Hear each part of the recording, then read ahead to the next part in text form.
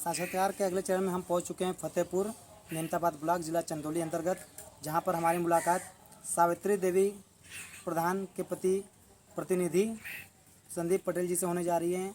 इनसे मिलकर हम ये जानते हैं किस तरह से यह अपने गांव का विकास करेंगे और इस समय यह किन बिंदुओं पर यहाँ पर इस गांव में काम हो रहा है। तो आइए मिलते हैं संदीप पटेल जी से। नमस्कार प्रधान जी। जैसा कि आपके फतेहपुर की जनता ने आपको भारी मतों से जीत के लाया है और आप यहाँ के ग्राम प्रधान बने अगले 5 साल के लिए, प्रतिनिधि के रूप में आपको कार्य करना है।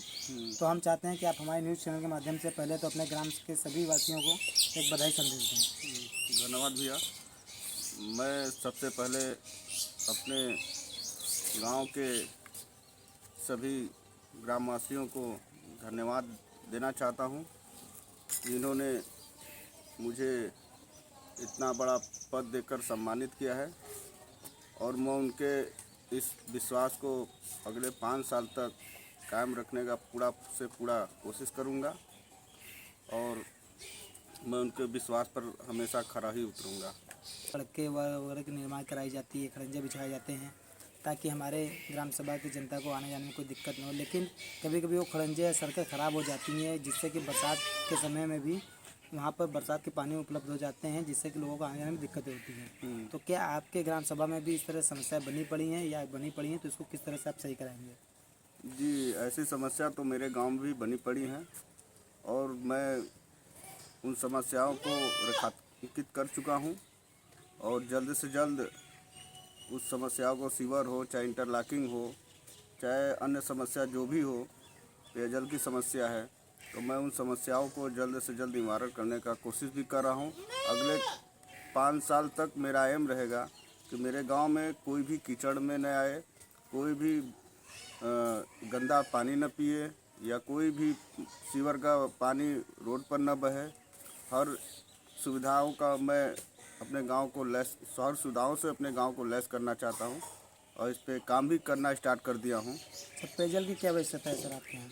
ये मेरे यहाँ पेयजल की व्यवस्था पानी टंकी है, लेकिन कुछ मोहल्ले ऐसे हैं जहाँ तक अभी तक पानी की मतलब टंकी का पानी नहीं पी पाते हैं, वहाँ वही कुआं का दूषित जल ही पी रहे हैं।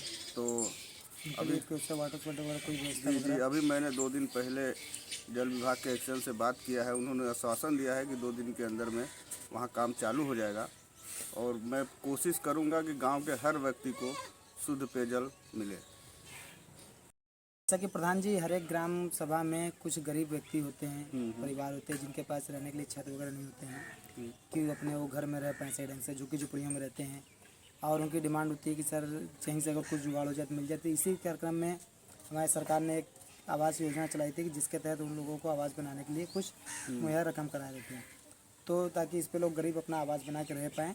तो क्या ऐसा भी आपके इस गांव में है जो गरीब इस तरह से हैं जो जी रहे हैं, जिनके लिए आवास मिला हो या फिर आपके माध्यम से मिलने के आगे सोचना हो? जी हाँ, ऐसे भी अभी लोग हैं जो कि हमारे गांव में भी बहुत ही टेंट या तंबू लगा कर रह रहे हैं।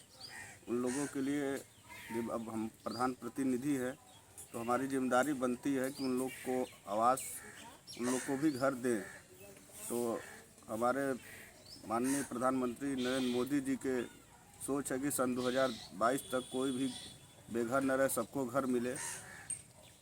उसी सिलसिले में हम लोग सबको घर दिलाने का कोशिश करेंगे। अभी तक 6 लोगों का आवास आ चुका है और वो बहुत ही जल्द ही काम स्टार्ट हो जाएगा। आगे भी चिन्हित कर जो भी टेंट तंबू वगैरह में रह रहा है उन्हें हम आवास दिलाने का पूरा कोशिश करेंगे। सन 2022 तक मेरे गांव में कोई भी व्यक्ति बिना छत के नहीं रहेगा। अच्छा, जैसा कि प्रधान जी, इसी सिलसिले में कुछ गरीब ऐसे भी हैं जैसे कि आवाज़ तो उनको मिल गई, खाने के लिए खाद्यान्न सामग्री भी ली जाती है सरकार की तरफ से कि आपको खाने के लिए गेहूँ चावल वगैरह सारी चीज़ें देती हैं, जिसके लिए उनको राशन कार्ड की आवश्यकता होती है। राशन कार्ड हो तभी उनको सारी चीज़ मिल पाती है। तो आपके यहाँ कुछ ऐसे भी पात्र होते हैं कि जिनके पात्र ना हैं उनके पास भी राशन कार्ड होती है और जो अपात्र हैं उनके पास भी होती है। तो ऐसे कितने लोग ऐसे हैं जो इस तरह से जो रह रहे हैं और खाने पीने के लिए उनको दिक्कत होती है और किस तरह से आप उनको निवारण कर रहे हैं? ये समस्या तो बहुत जटिल समस्या है और पिछले जो भी कार्य पिछले पंचवर्षीय में जो भी कार्यकाल जैसे भी जो जिन लोगों ने जो किया, लेकिन जो अपात्र हैं उनको पात्र बनाया गया है और जो पात्र हैं उनको अपात्र बनाया गया है। अभी हमने खानदी इंस्पेक्टर साहब से भी बात किया है तो उन्होंने भी बोला कि ठीक है प्रधान जी, अब जिसको बोलिए उसको पात्र बनाया जाए। तो मैंने कहा ठीक है, मैं गलत आदमी को पात्र कभी नहीं बनाऊंगा, जब भी बनाऊंगा तो जो इस योग्य होगा उसी को पात्र बनाऊंगा। तो बहुत लोग मतलब उस सुविधा से छूट रहे हैं, तो मैं उनको भी राशन कार्ड बनवाने का काम जारी किया हूँ और बहुत जल्दी उन लोग को राशन मिलने का। ऐसे ही जैसे कि अभी भारत सरकार के एक बहुत बड़ा मुहिम चल रही है, स्वच्छ भारत स्वस्थ भारत जी के तहत लोगों को हर एक घर में शौचालय दिए जा रहे हैं। जो गरीब परिवार के लोग हैं, जो नहीं बनवा पाते हैं, खुले में शौच करने के लिए मजबूर होते हैं, ताकि आप अपने घर में शौचालय बनवाएं और अपने घर पे ही शौच कर पाएँ, खुले में शौच ना करें, जिससे कि बीमारियों से लोग बचे रहें। तो क्या आपके गाँव में भी ऐसे लोग अभी हैं जो खुले में शौच करने में विवश हैं या उनके पास शौचालय हो चुकी है? जी, श्री नरेंद्र मोदी जी की इस जो हर घर में शौचालय का मुहिम है, अभी हमारे 90% घरों में, हमारे गांव के 90% घरों में शौचालय हो चुके हैं। सिर्फ 10% लोग बचे हुए हैं। अगले साल 2 साल में मैं उन 10% लोगों को घर में भी शौचालय बनवाने का काम करूंगा। प्रधान जी, हर एक गांव में इस समय वृक्षारोपण का कार्यक्रम कराया जा रहा है और गांव से शहर तक के कार्यक्रम हो, लेकिन गांव में थोड़ा ज़्यादा ध्यान दिया जा रहा है कि ग्राम सभा के माध्यम से ब्लॉक प्रमुख के द्वारा भेजा जा रहा है कि आप अपने ग्राम सभा में परिवारों को या मनरेगा के तहत इस कार्यक्रम को कराएं कि पौधे लगवाएं और पौधे को बचाएं। जी जी। तो लोग पौधे लगाते तो हैं, लेकिन पौधे बच नहीं पाते हैं अक्सर। तो उस बचाने के सिलसिले में आप लोगों ने क्या बताया लोगों को कि जो पौधे बचा पाएँ और उस तरह से काम कर पाएँ?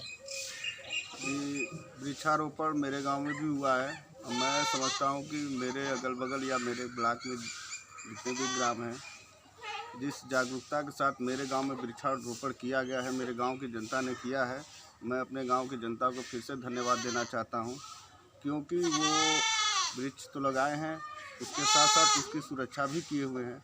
जैसे कि आप लोग देख सकते हैं, बगल में ही आपके है, विधिवत उनको घेरा गया है कि पशु है या कोई भी जानवर उसको टच न करे। तो हमारे गांव की जनता बहुत जागरूक है और जहां भी पेड़ लगाए हैं वहाँ पेड़ की सुरक्षा के लिए भी एक्टिव है।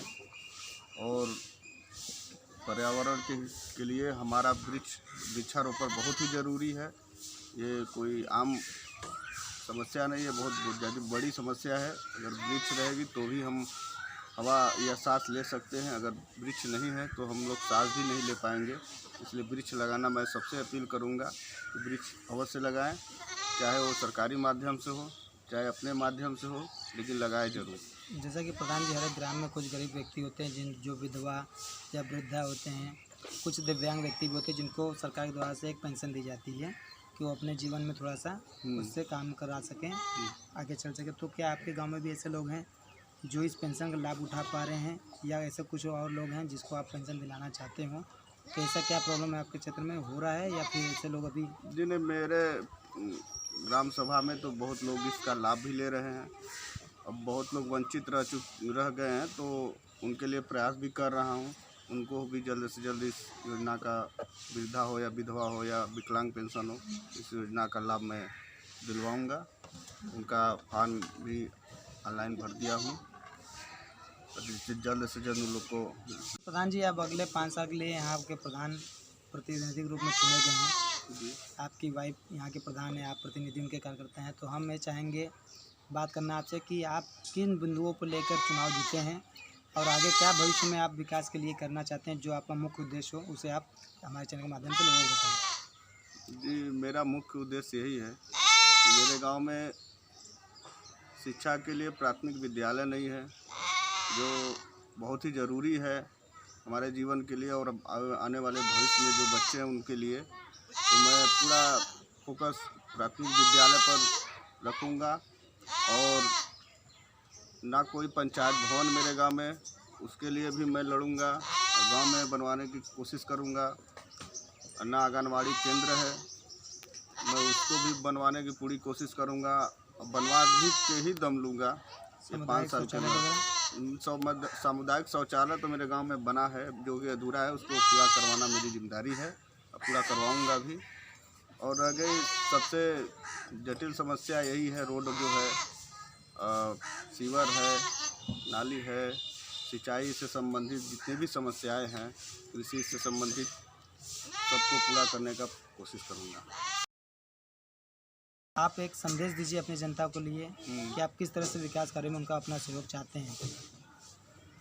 मैं अपने गांव की जनता से यही अपील करूंगा कि जो प्रधान होता है या प्रधान प्रतिनिधि होता है, उन पर भी जो भी विश्वास उन्होंने किया है, मैं उनके विश्वास को टूटने नहीं दूंगा और सच्चे मन से, निस्वार्थ भाव से, बिना भेदभाव के मैं अपने गांव की जनता का विकास करूंगा। यही मेरा 5 साल तक एम रहे। तो यह रहे हमारे बीच संदीप पटेल जी, जो सावित्री देवी के प्रतिनिधि हैं। तो हम बात कर रहे थे संदीप पटेल जी से। अब हम बढ़ते हैं अगले ग्राम सभा की ओर और जानते हैं वहाँ पर किन समस्याओं पे काम चल रहे हैं और किन बिंदुओं पे वो विकास करेंगे। तब तक के लिए धन्यवाद। धन्यवाद।